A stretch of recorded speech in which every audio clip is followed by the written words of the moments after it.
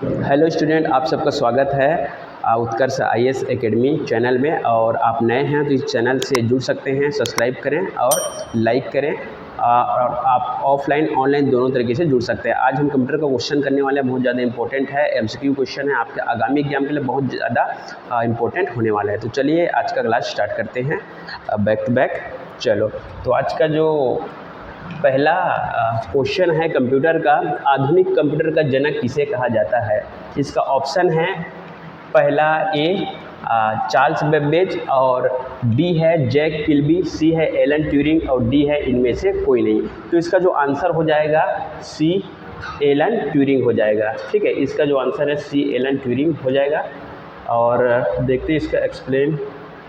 तो व्याख्या देखते हैं, कंप्यूटर का जनक चार्ल्स बेबेज को कहा जाता है, लेकिन आधुनिक कंप्यूटर का जनक एलन ट्यूरिंग को कहा जाता है। ठीक है, अगर आपको फर्स्ट जनरेशन यानी कि कंप्यूटर का सिर्फ जनक बोला जाएगा तो चार्ल्स बेबेज, और आधुनिक कंप्यूटर का जनक बोला जाएगा तो एलन ट्यूरिंग को कहा जाता है, याद रखिएगा। अगला क्वेश्चन देखते हैं हम। तो अगला क्वेश्चन है, आधुनिक कीबोर्ड किस पर आधारित होता है। तो आपका ऑप्शन है ए क्वेरी पर, बी क्वालिटी पर, सी क्वेरिटी पर, और डी इनमें से कोई नहीं। तो इसका आंसर हो जाएगा सी क्वेरिटी पर। ठीक है, क्वेरिटी पर आधारित होता है। इसका व्याख्या देखते हैं। तो व्याख्या है, प्रत्येक कीबोर्ड आज के समय में QWERTY पर निर्भर होता है। ठीक है, जो कि कीबोर्ड के प्रारंभ में होता है, ये संख्या में 6 होता है। ठीक है, क्वेरिटी संख्या में 6 होता है और प्रत्येक कीबोर्ड इसी पे आधारित होता है। अगला क्वेश्चन की ओर बढ़ते हैं। तो अगला क्वेश्चन है, इनमें से कौन सा पॉलीमॉर्फिक वायरस है। आपका ऑप्शन है ए मेलिसा, बी XQL, और सी 1207 और डी 1180। ठीक है, तो इसका जो आंसर हो जाएगा सी 1260। ठीक है, सी 1260 इसका आंसर हो जाएगा। इसका व्याख्या देखते हैं। तो व्याख्या है, 1260 एक पॉलीमॉर्फिक वायरस है जो अपनी कॉपी खुद बनाता है। इस वायरस को एंटीवायरस सॉफ्टवेयर द्वारा पकड़ पाना मुश्किल होता है। ठीक है, एक ऐसा वायरस है जिसको एंटीवायरस सॉफ्टवेयर जो है उसके द्वारा भी पकड़ पाना मुश्किल होता है। ठीक है, तो याद रखिएगा, एंटीवायरस एक सॉफ्टवेयर है जो हमेशा इस्तेमाल किया जाता है वायरस के अपोजिट, और ये भी वायरस को पकड़ पाने में वो होता है, असक्षम होता है। ठीक है, अगला क्वेश्चन देखते हैं। ब्लू रे डिस्क एक खाली स्थान है। ठीक है, ब्लू रे डिस्क क्या है, एक खाली स्थान है। तो देख सकते हो ब्लू रे डिस्क, इसका ऑप्शन है ए वाई यंत्र है, बी मेडिकल उपकरण है, सी है डेटा संग्रहण प्रणाली, और डी है शैक्षणिक किट है। ठीक है, तो इसका आंसर जो हो जाएगा ब्लू रे डिस्क एक डेटा संग्रहण प्रणाली है। ठीक है, डेटा संग्रहण प्रणाली है ब्लू रे डिस्क। इसको व्याख्या में चलते हैं।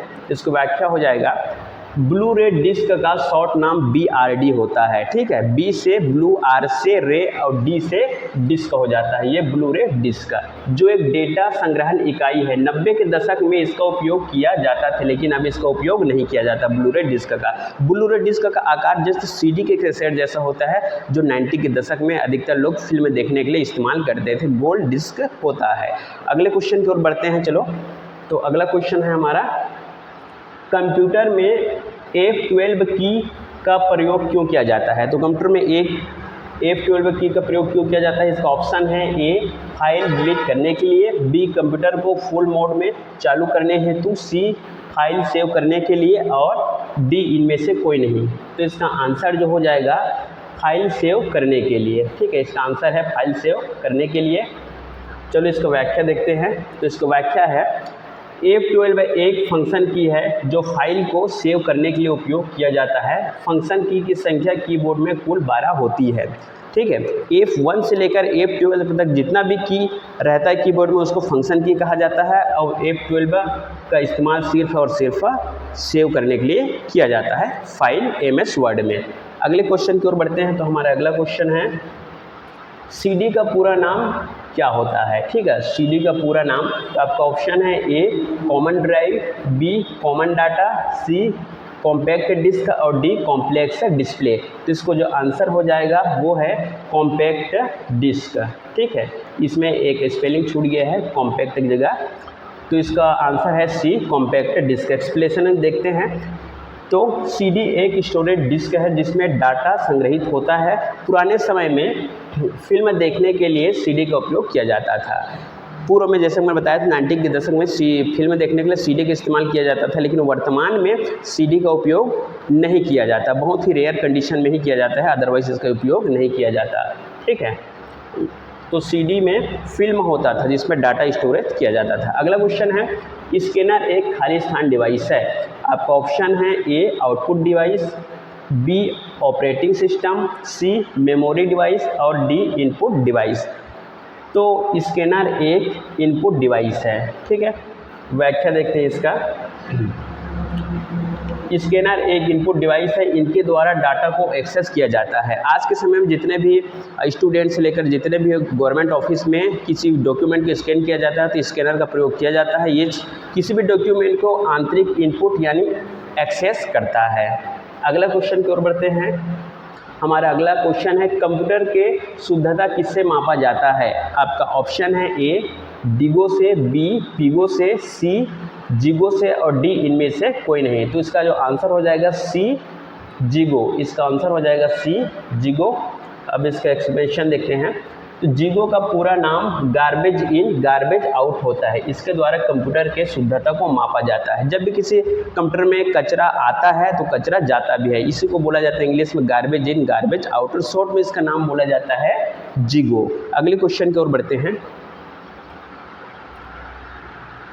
रोम खाली स्थान मेमोरी है।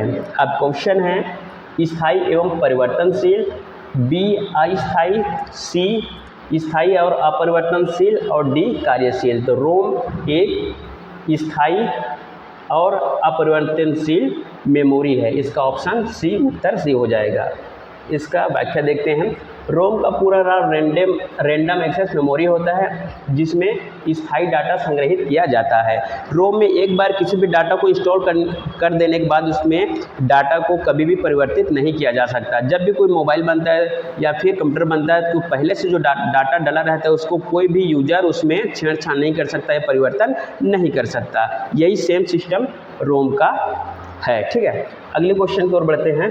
तो हमारा अगला क्वेश्चन है, सबसे छोटी मेमोरी इकाई क्या है। तो सबसे छोटी मेमोरी इकाई क्या है, इसका जो ऑप्शन है ए निब्बल, बी बाइट, सी बीट और डी टेराबाइट। तो इसका जो आंसर हो जाएगा सी बीट। एक्सप्लेनेशन देखते हैं। बीट सबसे छोटी मेमोरी इकाई होती है जिसकी वैल्यू 0 या 1 होता है।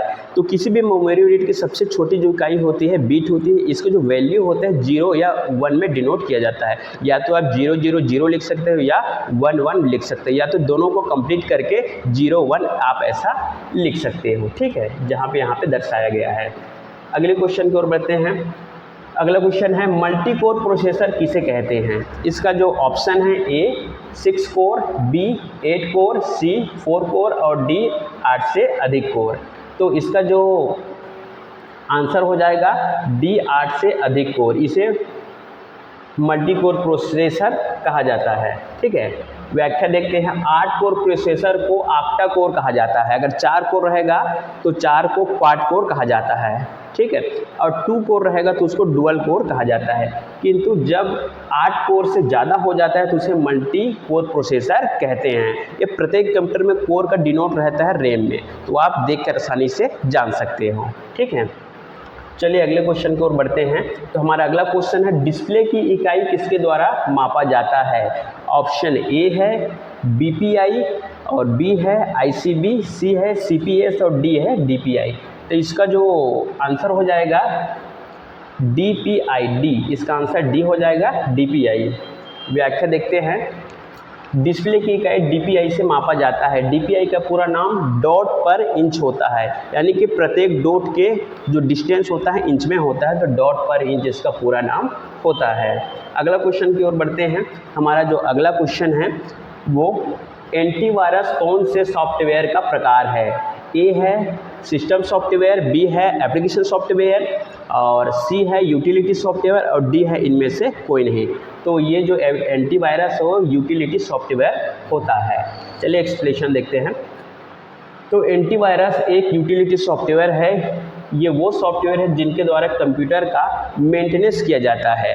जब भी कोई भी कंप्यूटर वायरस से प्रभावित हो जाता है तो उसको मेंटेनेंस करने के लिए, फिर से उसको एक्सेस करने के लिए एंटीवायरस सॉफ्टवेयर का इस्तेमाल किया जाता है, ठीक है। और एंटीवायरस सॉफ्टवेयर एक यूटिलिटी सॉफ्टवेयर होता है। चलिए आगे बढ़ते हैं। अगला क्वेश्चन है बग क्या है, ठीक है। अगला क्वेश्चन बग क्या है, इसका ऑप्शन ए है हार्डवेयर, बी है सॉफ्टवेयर, सी है मिस्टेक और डी है इनमें से कोई नहीं। तो इसका जो आंसर हो जाएगा सी मिस्टेक हो जाएगा, ठीक है, मिस्टेक या त्रुटि। व्याख्या देखते हैं। बग सॉफ्टवेयर निर्माण के समय आने वाले गलती या मिस्टेक को कहा जाता है। जब भी कोई भी प्रोग्रामर सॉफ्टवेयर निर्माण करते हैं, प्रोग्राम निर्माण करते हैं, उस समय अगर किसी प्रकार का त्रुटि या मिस्टेक हो जाता है, उसी को इंग्लिश में बग कहा जाता है। ये बहुत ज़्यादा IMP क्वेश्चन है। अगले क्वेश्चन की ओर बढ़ते हैं। हमारा अगला क्वेश्चन है कंप्यूटर चिप किससे बना होता है। ऑप्शन है ए कॉपर से, बी आयरन से, सी प्लास्टिक से और डी सिलिकॉन से। तो कंप्यूटर चिप डी इसका आंसर सिलिकॉन से बना होता है, ठीक है, सिलिकॉन से बना होता है। और कंप्यूटर का जो चिप है सिलिकॉन कलर जर्मेनियम से भी बना होता है।